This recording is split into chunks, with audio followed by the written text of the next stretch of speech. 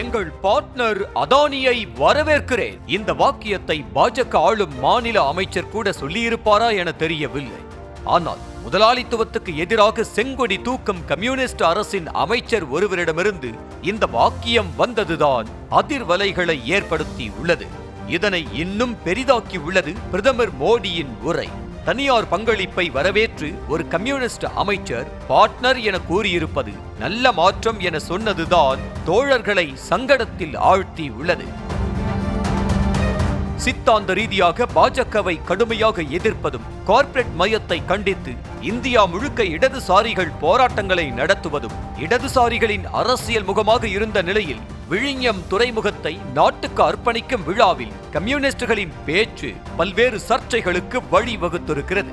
இது இன்னும் வேகமெடுத்தது எங்கு என்றால் மார்க்சிஸ்ட் கம்யூனிஸ்ட் கட்சியின் அதிகாரப்பூர்வ நாளேடான தி கதிரில் இடதுசாரி அரசின் இமாலய சாதனை என கட்டுரையாக வெளியிட்டது இன்னும் இந்த பிரச்சனையை எரிய வைத்திருக்கிறது.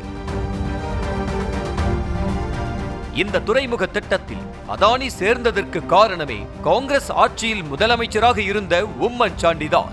அரசு தனியார் கூட்டு கொள்கையில் இந்த துறைமுக திட்டத்தை அவர் கொண்டு வந்தார். அதானியை அனுமதித்ததே காங்கிரஸ் செய்த தவறுதான் என இடதுசாரிகள் குற்றம் சாட்டினர்.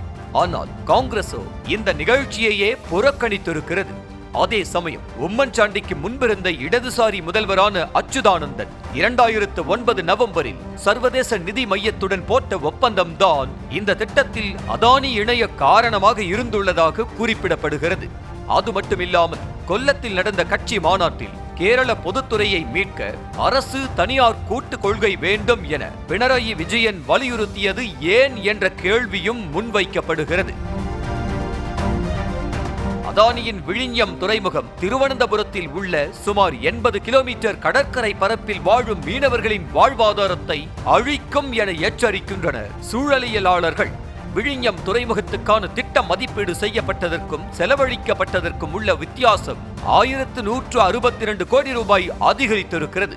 மாநில அரசின் பங்களிப்பு 1934 கோடி ரூபாய் அதிகரித்திருக்கிறது. அதே சமயம் அதானியின் பங்களிப்பு வெறும் 43 கோடி ரூபாய் தான் அதிகரித்திருக்கிறது. மத்திய அரசின் பங்களிப்போ 817 கோடி ரூபாய் குறைந்திருக்கிறது. இதை எப்படி கேரள அரசு வளர்ச்சி என கூறுகிறது என்ற கேள்வியும் எழுப்பப்படுகிறது. விழிஞம் துறைமுகத்தில் மாநில அரசின் பங்களிப்பே அதிகம் என்று இடதுசாரிகள் கூறும் நிலையில் விமான நிலைய திட்டத்தில் அதானியை கடுமையாக எதிர்த்த இடதுசாரிகள் விழிஞம் துறைமுக திட்டத்தில் அதானியோடு கைகோர்ப்பது ஏன் என்ற கேள்வியும் எழுந்துள்ளது. இடதுசாரிகளின் இயக்க அரசியலில் உள்ள கம்யூனிச சித்தாந்த கூறுகள் தேர்தல் அரசியலில் பிரதிபலிப்பதில்லை என்ற கருத்துக்களை இயக்கம் சார்ந்து இயங்கும் காம்ரேடுகளை விமர்சிக்கும் நிலையில் அரசாக கேரள அரசின் முன்னெடுப்புகள் வளர்ச்சியை நோக்கியதாக இருந்தாலும் சித்தாந்த ரீதியாக கம்யூனிஸ்டுகளுக்கு பின்னடைவாகவே உள்ளது.